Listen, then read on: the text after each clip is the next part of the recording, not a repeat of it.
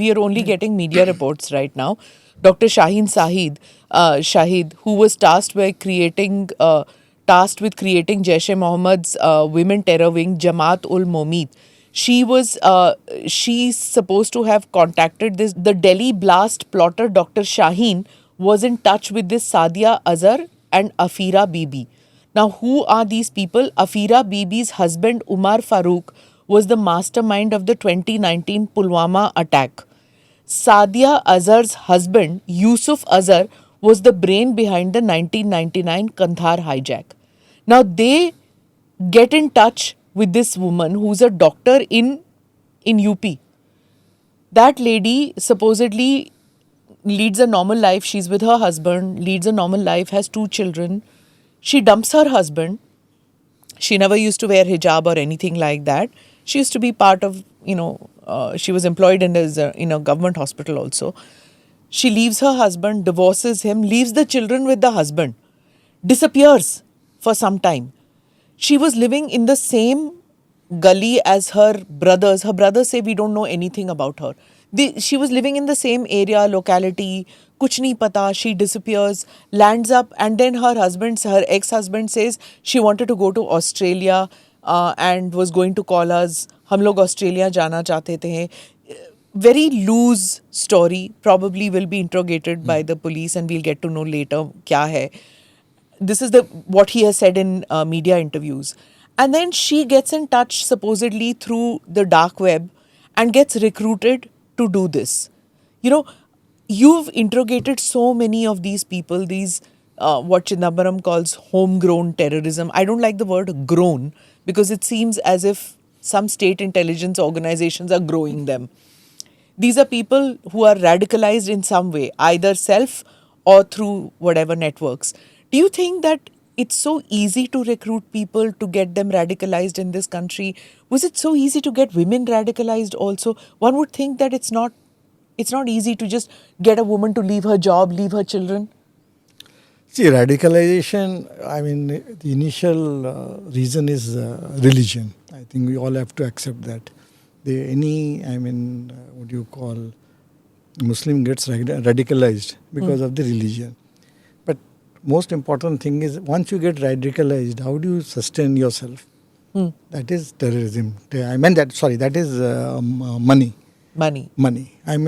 Both go together. Once you are radicalized, then the money factor comes into play, and money sustains How is terrorism. the money coming into these people? See, money earlier on, when we used to investigate, it used to come through Hawala channels. Hawala channels. Most of the money used to come through Hawala channel, and sometimes it came through Western Union and some such agencies. Okay. Nowadays, I think it comes through charities and other NGO networks. But it and used all to that. come in, charities were involved even then, no?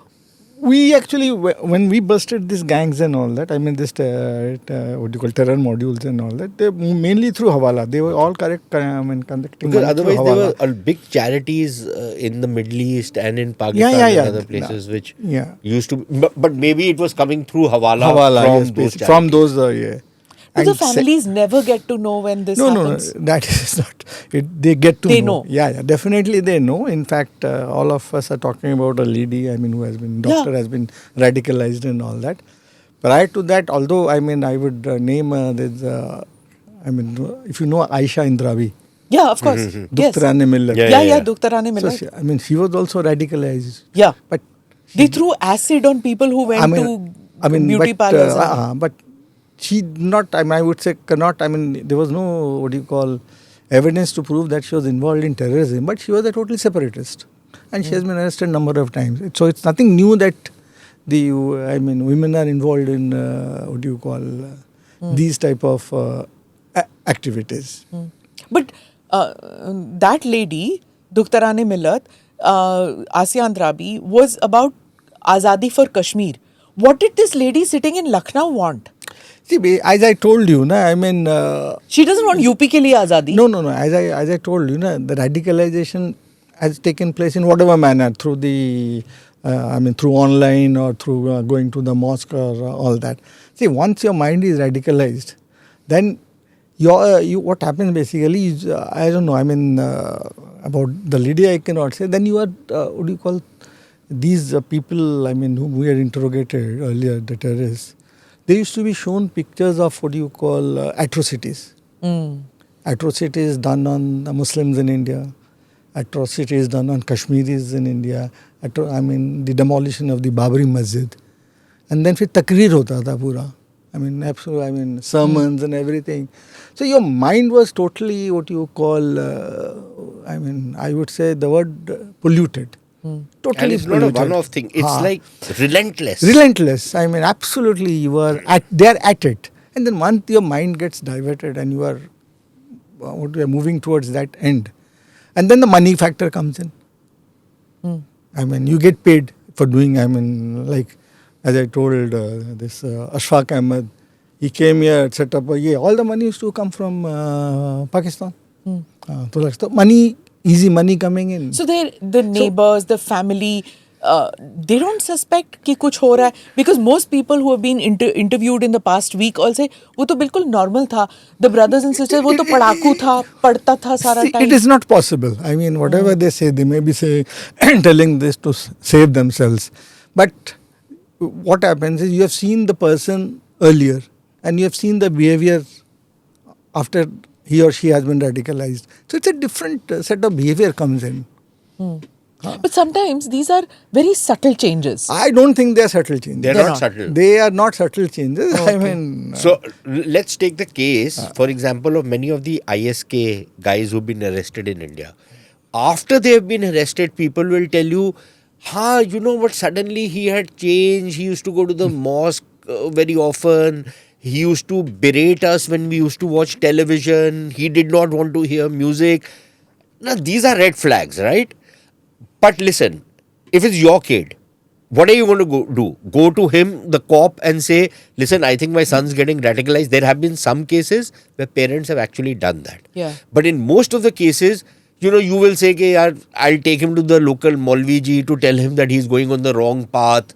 Now, you don't know if that Maulvi is also a smart dude or he's a dumb ass who will probably buttress the radicalism. So most mothers of these OGWs or whatever say वो spiritual path पे चला गया. There are words to use. I don't want to use that word, but the word basically translate to वो spiritual path पे चला गया. So it doesn't sound negative. But listen, but what do you expect the family to do? Yeah. Do you expect them to go to the local law enforcement? Achha, in many cases, the local law enforcement will not be sensitive to it. So, because radicalization is not an offense in the sense that unless a violent act has not been committed, it's but not even an otherwise, even otherwise. So, supposing I am showing, signs of being radicalized. You notice it, you go to him. Now, it depends on what kind of a person he is. If he is one of those more sensitive guys who know how this whole thing is working, he might say, okay, let me talk to this boy, let me take him inside, let me try some, put him through some programs to de-radicalize him.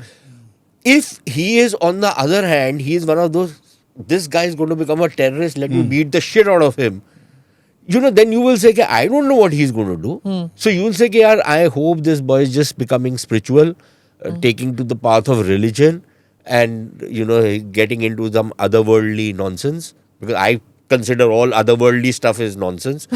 Because I don't know if there is any other world anyways. So my point is that in many cases, people will tend to keep quiet. And once the person is caught or found out or is found to be involved in something, denial is the natural defense system. True. So they'll defend themselves. What do you expect the guy to say? I knew my wife is becoming a radical. Then the cops will ask him, why didn't you inform us?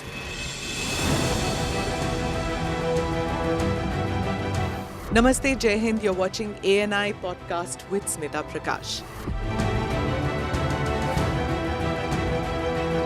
अगर हम उसको मस्जिद कहेंगे तो फिर विवाद होगा.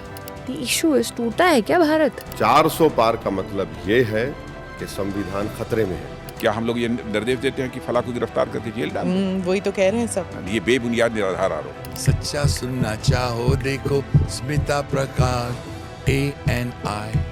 It does not lie.